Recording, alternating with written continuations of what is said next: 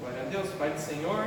Amém. Você que pode, abre sua Bíblia, livro de Amós, capítulo 5, versículo 24. Mais uma aula, estamos no panorama bíblico, livro dos profetas menores ao livro de Amós, tá? Aula 32 hoje. Amós, capítulo 5, versículo 24, e diz assim: corra o juízo como as águas e a justiça como um ribeiro perene. Amém? Amém. Glória a Deus. O nome do livro, em hebraico, Amós, que significa carregador de fardos, tá? Ou aquele que suporta pesos. Em grego, mesma coisa, Amós, tá? Transliteração direta do hebraico. Uma observação, tá? Amós, o profeta Amós, ele é diferente de Amós, o pai de Isaías. Está lá em Isaías capítulo 1, versículo 1, tá? O Amós de Isaías é com Z e o Amós, o profeta, é com S, tá bom? Porque o pai de Isaías significa grande e forte, tá? E o Amós profeta significa aquele que suporta ou carregador de fardos, tá bom? Tem gente que pensa que é a mesma pessoa, mas não são, tá? O profeta Amós, ele é nativo de Tecoa, que é uma vila ao sul de Jerusalém, em Judá. Ele era boiadeiro, tá? Criador de gado miúdo, ou também conhecido como pastor. E também ele era cultivador de sicômoros, tá? Ou, como é que é o nome? Figueira brava, tá? Figueira brava ou sicômoros, é a mesma planta, só nomes diferentes. Tá lá ele é chamado de boieiro, né? Boiadeiro em Amós 1, e cultivador de sicômoros em Amós 7,14, tá? Ele não era profeta por ofício, tá? Ele não era profeta profissional. Lá em Amós 7, 14 e 15 ele fala isso, tá? Ele era um homem simples, mas profundamente consciente da santidade e da justiça de Deus. Foi chamado soberanamente por Deus para profetizar no reino do norte, tá? Israel, lembra? Reino do norte, Israel. Reino do sul, Judá. Reino do norte, a capital é Samaria e Betel. E reino do sul, Jerusalém. Amém? Ele, especialmente Betel, que ele profetizou. Sua atuação profética durante os reinados de Uzias, né, em Judá, e Jeroboão II em Israel. Está lá em Amós capítulo 1, versículo 1, mais ou menos 760, 750 a.C. Tá bom? É bem interessante que ele era de Judá e Deus chama ele para ele ir até o outro reino para profetizar para o outro reino, tá? Isso daí a gente vai ver lá no capítulo 7, que o profeta lá do reino do norte fala para ele: não, ó, se você quer profetizar em troca de pão, vai profetizar lá na sua terra. Aqui o profeta daqui sou eu, o profeta do Pix aqui sou eu, vamos dizer assim. Vai pedir Pix lá em outra terra. Aí ele vai lá e fala: não, eu não sou profeta, eu sou boiadeiro. Eu estava lá malhando as minhas boiadas, eu estava lá cuidando da minha terra, cuidando da minha vida. Deus me mandou aqui para profetizar aqui. Ou seja, você se diz profeta profissional aqui, mas Deus tirou um profeta lá de Judá para vir profetizar aqui. Não é por falta de profeta, é por falta de palavra de Deus. E o que aconteceu naquela época? O período era de prosperidade econômica, tá? Incomum em Israel, fruto das conquistas militares de Jeroboão II. No outro livro a gente já falou sobre isso, né? Jeroboão II foi um rei muito próspero, tá? Muito ímpio, porém muito próspero. Ele conquistou muita terra, terras que Davi não tinha conquistado, terras que Salomão não tinha conquistado. Ele foi o rei que conseguiu expandir o reino de Israel com suas fronteiras maiores que o que Israel já teve, tá? Porém, ele era ímpio.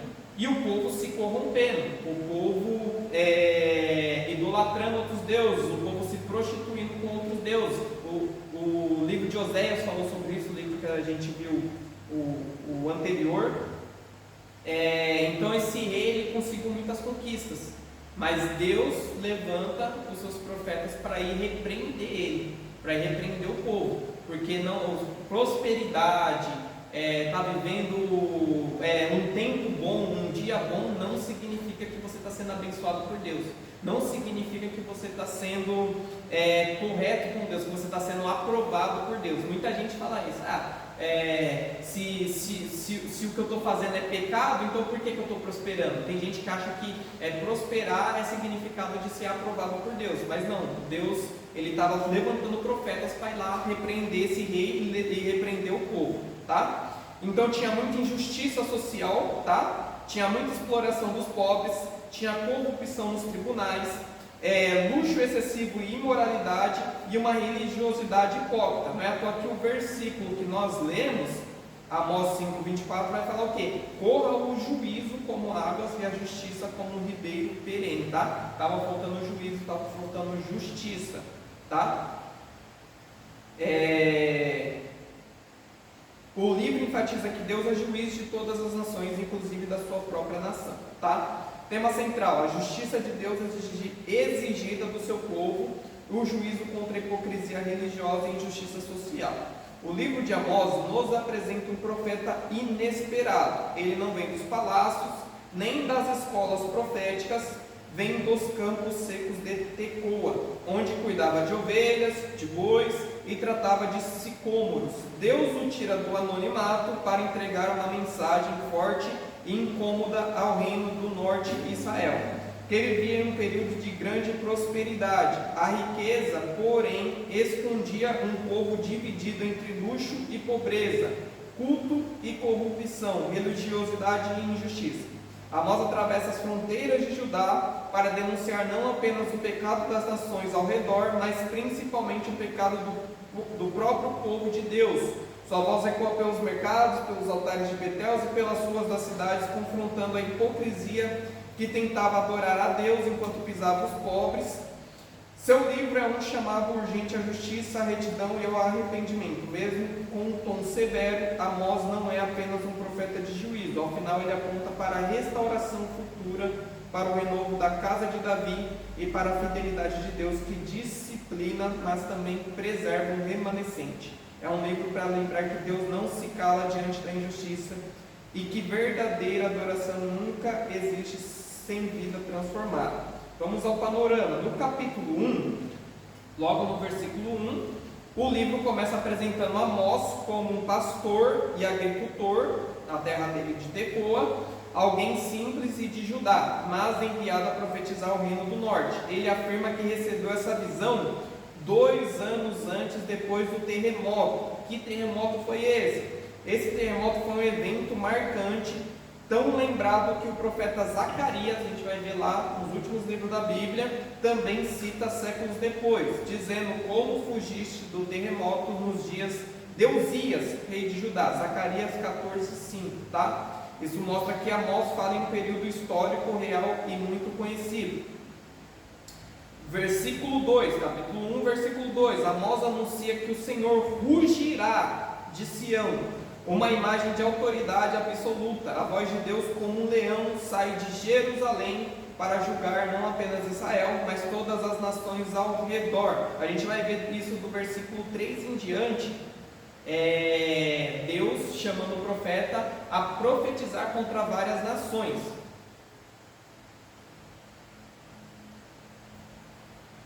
E a linguagem que o profeta usa não é diferente dos outros profetas, que usam uma linguagem profética, mas também uma linguagem poética. Aqui ele começa com uma poesia que parece até mesmo uma música, com alguns refrões.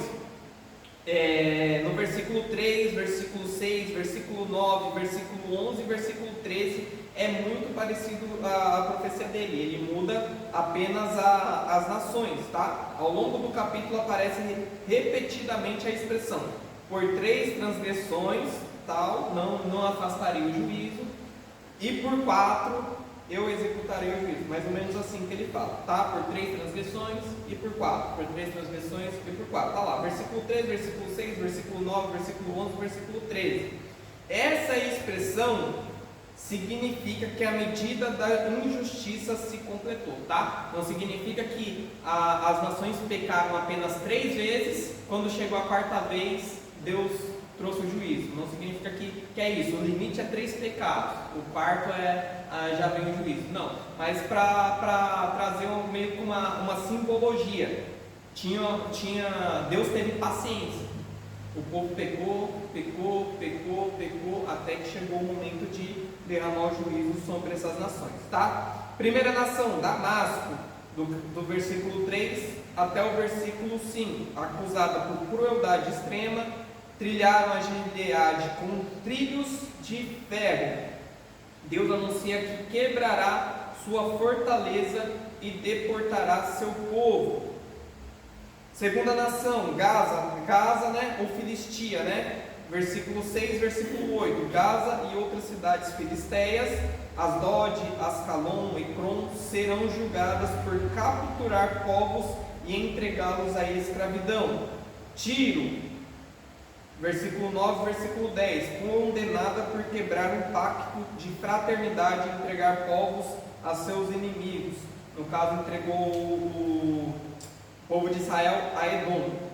Edom manteve a ira perpétua, versículo 11, versículo 12. Perseguição constante contra Israel, nunca abandonando seu ódio, por isso Deus anuncia fogo contra as suas cidades.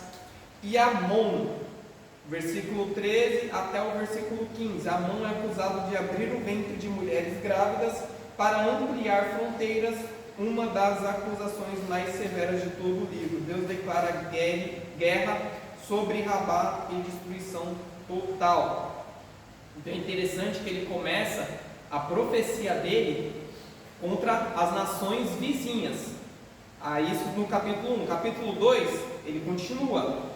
Do versículo 1 até o versículo 3, tem um juízo contra Moabe. Moabe é condenado por profanar ossos de reis, queimando-os como cal.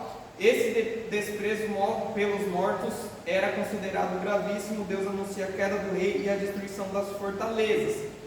Terminou as outras nações. Moabe foi a última nação. Então aí o juízo vem para dentro da própria casa de Deus. Contra Judá, capítulo 2, versículo 4, versículo 5. Ao contrário das outras nações, Judá não é acusada de violência, mas de rebelião espiritual. Rejeitaram a lei do Senhor, seguiram falsos deuses, desviaram-se do caminho da verdade, e o juízo anunciado é fogo sobre Jerusalém. E por fim, mas não menos importante, essa é o alvo da mensagem do profeta, né? Ele começou rodeando pelas nações, chegou em Judá, mas o alvo principal das profecias era Israel, o reino do norte. Então aí, do versículo 6 até o 16, ele começa a profetizar sobre Israel. Aqui Amós dedica a maior e mais detalhada parte do capítulo. Israel se achava seguro por ser povo de Deus, é acusado de injustiça e opressão, versículos 6 e 7, vendem o justo por prata e o pobre por um par de sandálias, esmagam os necessitados, pervertem a justiça nos tribunais e a imoralidade ligada no culto, tá? Versículo 8, profanação religiosa, deitam-se sobre roupas penhoradas junto aos altares e bebem vinho obtido por multas injustas, mostrando que até o culto estava contaminado pela exploração. Ingratidão histórica, né? Versículo 9, versículo 10, Deus lembra que destruiu os amorreus, tirou Israel do Egito e conduziu o povo no deserto por 40 anos. Mesmo assim, Israel se esqueceu de sua graça. É bem interessante esses versículos, que ele lembra o povo: lembrem-se que eu tirei vocês do Egito. Lembrem-se, ó Israel, que vocês eram escravos de outra nação, que eu tirei vocês. Quando vocês estavam no deserto, outras nações se levantaram contra vocês, mas eu protegi vocês, eu cuidei de vocês. Mas aí agora Deus está falando para o povo: vocês se esqueceram que vocês já foram peregrinos, e agora vocês estão praticando injustiça, agora vocês estão praticando terror, agora vocês estão praticando todo o mal que não era para vocês praticarem. 11:12, né? Deus levantou nazireus, profetas, mas Israel os corrompeu, né? Deu vinho aos nazireus e mandou os profetas se calarem. Versículo 13 até o 16, o capítulo encerra com uma série de declarações mostrando que ninguém escapará do juízo. Ele diz: o rápido não fugirá, o forte não resistirá e o valente não se salvará. Até o guerreiro mais experiente fugirá nu naquele dia. Isso mostra que a autoconfiança de Israel seria totalmente quebrada. Eles estavam confiando no rei deles, que Jeroboão, que tinha conquistado várias fronteiras, várias guerras. Como eles venceram várias guerras, várias fronteiras, eles estavam pensando: nada virá de mal contra nós. Mas grande coisa, grande mal é cair nas mãos do nosso Deus. Amém? Capítulo 3, o privilégio de Israel e o juízo inevitável. Amós 3, versículo 1 e versículo 2, o capítulo começa com Deus lembrando Israel de seu privilégio singular. A vós somente conheci de todas as famílias da terra, né? Essa conhecer não é intelectual, mas relacional, de aliança. Porém, quanto maior o privilégio, maior será a responsabilidade, né? Ele diz, né? A vós somente eu conheci. Deus falando que conheceu aquela nação, que conheceu a Israel. Somente vocês eu conheci. Quer dizer que Deus não conhecia outras nações? Quer dizer que Deus não é onisciente? Não, Deus é onisciente. Ele conhece todas as nações, conhece todas as pessoas, conhece todos os fios de cabelo da nossa cabeça. De algumas pessoas está mais fácil saber do que de outras, né? Mas enfim, esse conheci é o relacionamento. Quando a gente vai ver, quando Adão tem relacionamento com Eva, vai dizer o quê? E Adão conheceu a Eva. É ter relacionamento íntimo. Somente a Israel, somente ao seu povo que Deus vai chamar, né? Vocês serão povo de nação exclusiva, vocês serão minha propriedade peculiar. Então o povo que foi chamado estava totalmente corrompido e Deus estava chamando eles de volta. Eu só conheci vocês, nenhuma outra nação eu chamei, nenhuma outra nação eu dei esse privilégio, eu libertei como libertei vocês. Aí ele continua: portanto vos punirei por todas as vossas iniquidades. O juízo não contradiz a aliança, é o resultado dela. Então assim, para quem está mais perto de Deus, para quem foi chamado por Deus, para quem respondeu esse chamado, para quem está na presença de Deus, é como Jesus ele fala: ai daquele que bota a mão no arado e olha para trás. Olha para trás. Aqueles que não conheciam a palavra, Jesus chamava: vinde a mim. Mas aqueles que estavam diante dele e queriam desistir, queriam voltar para trás, o juízo é maior. Amém? Amém. Amós então usa uma série de perguntas retóricas, do 3 ao 5, tá? Para mostrar que nada acontece sem causa. As perguntas: dois só andam se concordarem? Por acaso dois vão andarem se não estiverem em concordância? Por acaso o leão não vai rugir se não estiver prestes a atacar? Está lá o versículo 3, versículo 4, versículo 5. Por acaso a ave vai cair no laço se não houver armadilha, né? E todas essas perguntas são retóricas, ou seja, são perguntas que a resposta é óbvia, né? Duas pessoas vão andar juntas se estiverem em desconcordância? Não, só andam juntos se estiverem em concordância.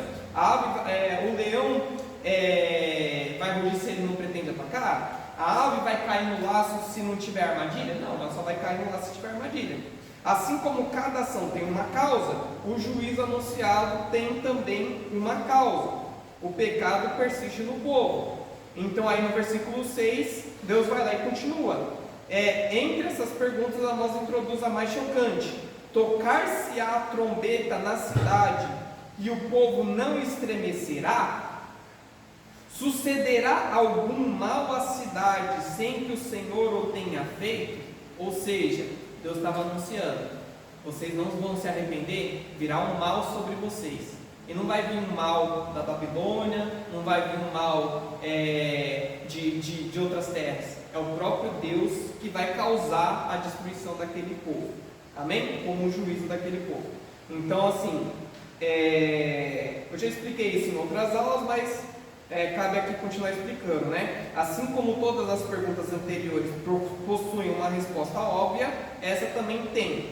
Não, aqui o mal não é moral, tá? Deus não comete maldade moral. O termo se refere a calamidade, desastre, juízo disciplinar, tá? O ponto é claro. O mal moral vem do povo e o mal circunstancial, o juízo vem de Deus, tá? Se a cidade sofrerá é porque decidiu agir em resposta ao pecado. Amém? Amém. Capítulo 3, versículo 7. O profeta como sinal do juízo. Depois de mostrar que nada acontece sem causa, Amós fecha a lógica. Certamente o Senhor Deus não fará coisa alguma sem primeiro revelar os seus segredos aos seus servos, os profetas. Ou seja, se existe profecia, então Deus já decretou o juízo. Amém? O profeta está ali como aviso. Já avisou várias vezes e ali já era o aviso final. A presença de Amós em Israel prova que Deus está prestes a agir e ele não age em silêncio. Toda a série de perguntas retóricas converge para esta conclusão: o juízo é certo. Amém, irmãos? Irmãos, eu vou correr aqui. O panorama está bem detalhado. Depois vocês leem quando vocês tiverem tempo. Mas eu vou dar uma corrida aqui para não estender muita aula, tá? Esse foi o capítulo 3, tá bom? Depois do versículo 15, versículo 12 e 15, é bem interessante que tem uma promessa do pastor, tá? Do remanescente, é bem interessante. Capítulo 4, ele vai falar das vacas de Bazã, vai falar sobre o culto, né? Meio que Deus vai debochar do povo, com uma ironia, falando para vocês: vem agora, meio que Deus cansou de falar para o povo se arrepender. Ele já falou: vai e peca mesmo, vai e transgride as leis mesmo, porque o povo não estava se arrependendo. Vai falar dos 5 castigos e depois a advertência, tá? Do 12 ao 13. Capítulo 5, aí vai vir um lamento sobre Israel. Amós, o profeta é chamado para lamentar. Um lamento não qualquer, mas um lamento fúnebre, como se já estivesse de luto, né? Como se Israel já tivesse morto. E as cidades cairiam. Depois um chamado à busca, é um versículo muito bom: buscar-me-ei e viverei, versículo 4. Deus criador e juiz, versículo 7 ao 9, injustiça social, do 10 ao 13, e mais uma vez o convite à vida ao bem, tá? 14 e 15, buscai o bem e não o mal. Deus chama o povo à restauração moral, tá? Vai falar do dia do Senhor, versículo 18 e versículo 20. Deus rejeita o culto hipócrita, versículo 21 ao 24. Idolatria e exílio, né? Vai falar por causa da idolatria, o povo será levado cativo, 25 ao 27. Esse foi o capítulo 5. Capítulo 6, mais uma vez Deus trazendo decreto sobre aqueles que confiam em si mesmo, né? Versículo 2, arrogância e autossuficiência, ele julgando, né? Arrogância e autossuficiência. Versículo 3, versículo 6, vida de luxo e indiferença, tá? Versículo 7 até o versículo 11, o julgamento é inevitável. Do versículo 12, versículo 13, pervertendo a justiça e gloriando-se na mentira, tá? Amós usa imagens absurdas, cavalos correndo no penhasco, arando com bois no mar, e assim também a absurda perversão e justiça de Israel, tá? E versículo 14, ele vai anunciar a chegada da nação inimiga, tá? Capítulo 7, aí começa as visões de Amós, tá? As primeiras visões e o confronto com Amazias. O capítulo 7 marca uma virada no livro. Amós passa a narrar visões que Deus lhe mostra. São mensagens simbólicas de juízo, mas também revelam profunda intercessão do profeta.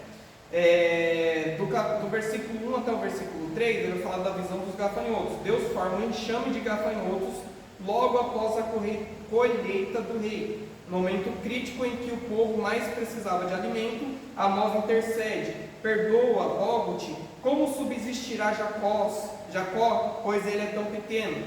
E Deus responde: isso não acontecerá. Ou seja, o profeta tem uma visão da destruição da colheita por gafanhotos, o profeta intercede para que se preserve, né, o remanescente. Então Deus reverte a visão, ele diz: isso não acontecerá. Versículo 2, é uma demonstração de que o juízo poderia ser detido pela intercessão, né, pelo arrependimento do povo. Amém? Aí vem a segunda visão, versículo 4, versículo 5, versículo 6, a visão do fogo consumidor. Deus envia um fogo que devora até mesmo um grande abismo e consome a terra. Novamente Amós intercede com o mesmo argumento: como subsistirá Jacó? E Deus mais uma vez diz: também isso não acontecerá. Né? Há uma tensão entre a justiça de Deus e a compaixão despertada pela oração do profeta. E a terceira visão, diferente das outras, né? No versículo 7, versículo 8, versículo 9, é uma visão de um prumo. A terceira visão é diferente, um prumo, né? Uma linha de medir na mão de Deus, ao lado de um muro. O prumo indica avaliação e juízo inevitável. Aqui não é intercessão possível. E Deus diz: não passarei mais por ele. Os altos de Isaac seriam destruídos e a casa de Jeroboão cairia. O prumo marca o momento em que a medida está cheia. Amém, irmãos? Amém. Então, você vê, Deus deu 3 visões de juízo.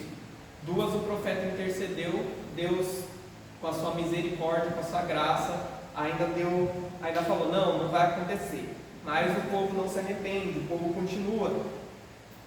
De versículo 10 até o versículo 17, aí aquilo que eu falei no começo do estudo, né? O confronto com Amazias, sacerdote de Betel. Amazias acusa Amós de conspiração e diz para ele voltar para Judá.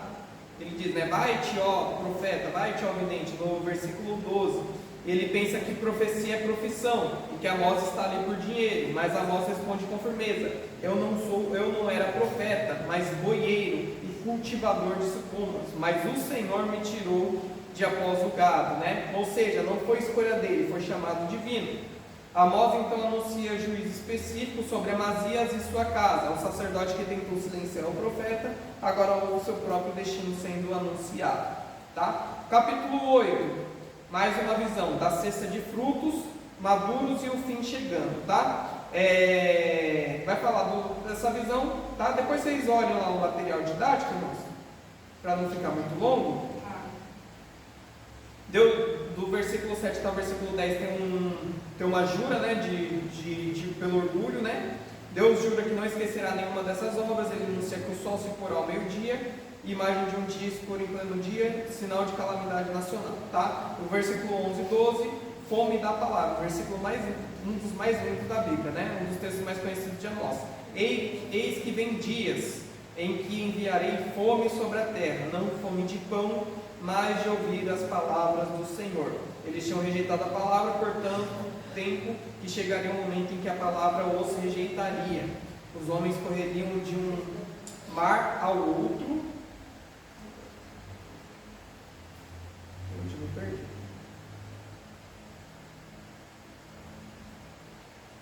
Correriam de um mar ao outro, mas não a encontrariam. É o juízo mais grave, ficar sem a palavra, tá? Depois a queda dos idólatras, do versículo 3 até o 14. E por último, o capítulo 9 fala do juízo final e a promessa de restauração, tá? Esse capítulo equilibra a severidade e esperança. Começa com a cena mais forte do juízo em todo o livro, mas termina com uma promessa messiânica, tá? Do versículo 1 até o versículo 4 fala do juízo inevitável, né? Amós vê o Senhor junto ao altar, possivelmente ao altar idolátrico de Betel. Deus ordena: fere o capitel, estremeçam os umbrais, não há fuga possível. Se subirem ao céu, Deus o derrubará. Se descerem ao abismo, ele os tirará de lá. Se tentarem se esconder no Carmelo, ele os achará. Versículo 2, versículo 3. A mensagem é clara: não há esconderijo contra o Deus Altíssimo, tá? Versículo 5, versículo 6. O Deus soberano. Amós destaca a majestade de Deus. Ele toca a terra e ela se derrete. Edifica seus aposentos nas alturas e controla as águas do mar. esse Deus não é tribal, não é local, é o Senhor de toda a criação.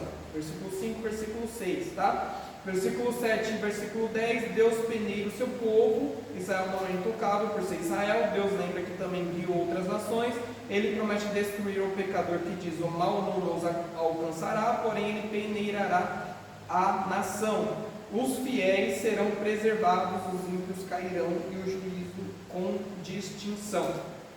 Tá? E versículo 11 e versículo 12, que é um dos mais lindos, tá? Já preguei muito essa passagem. Aqui surge uma grande promessa: naquele dia levantarei a tenda caída de Davi. É uma referência ao reino davídico, né? Restaurado, né? Jesus é chamado do quê? Filho de Davi, tá? A tenda caída de Davi seria reedificada através de Cristo, tá? Texto que o Novo Testamento aplica a Cristo, Atos 15, do 15 ao 17. Ele diz, né, as brechas serão reparadas, as ruínas serão levantadas e os gentios serão incluídos.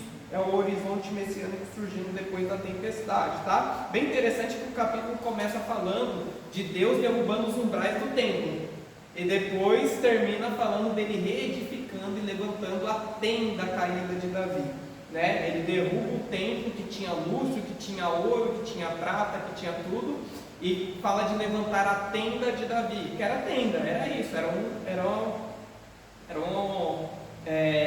uma estrutura de uma barraca, vamos dizer assim, tá?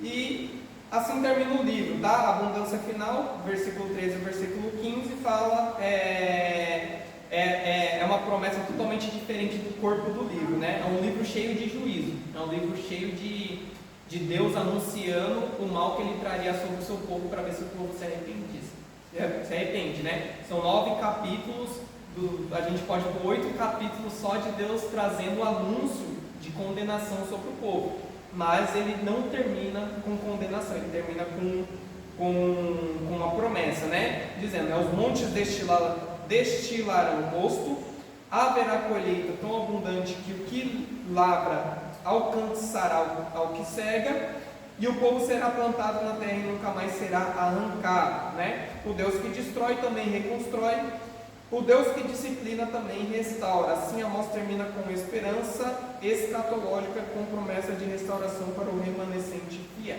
Amém? Amém. Irmãos, depois tem lá os pontos principais também, tá?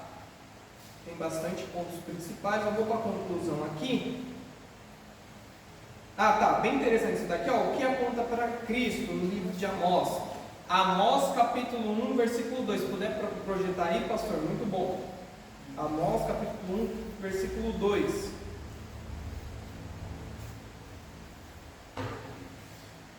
Ele disse: o Senhor bramará de Sião, e de Jerusalém fará ouvir a sua voz. Amém? Amém. Glória a Deus. Eis que ele bramará, ele rugirá como um leão, tá? Ali já está apontando para Cristo, o leão da tribo de Judá, tá? Apocalipse 5,5 se cumpre isso, né? Eis aqui o leão da tribo de Judá, raiz de Davi. Amém? Amém. Também o capítulo 9, versículo 11 também aponta para Cristo. Amém? Vai falar também de Israel como rebanho escolhido, né? Amós 3:2, se cumpre em João 10:11. Eu vou finalizar aqui, irmão, senão a gente fica aqui até meia-noite. Mas depois vocês dão uma lida no material didático, tem bastante coisa lá, tá? O livro de Amós encerra-se mostrando que Deus é justo, santo e absolutamente intolerante com a opressão, a hipocrisia religiosa e a indiferença espiritual. Ele fala a um povo que vivia em prosperidade, mas que havia se afastado da aliança, revelando que riqueza sem justiça é abominação diante do Senhor. Amós lembra que Deus governa as nações, disciplina seu povo e revela seus planos antes de agir, chamando todos ao arrependimento, mas mesmo em meio a severos anúncios de juízo, Amós termina apontando para a esperança. Deus restauraria a casa caída de Davi e alcançaria também os gentios, a promessa cumprida em Cristo e ampliada em Atos 15. Assim o livro nos ensina que o juízo é real, mas a misericórdia também. que Deus confronta nossos pecados, mas nunca abandona seu propósito redentor. Amós permanece como um chamado atual para uma fé verdadeira, uma vida justa e uma adoração sincera diante do Senhor, que ruge, julga e restaura. Amém, irmãos? Amém. Por enquanto, esse é o livro de Amós. Essa foi a aula de hoje. Deus abençoe a todos. Amém.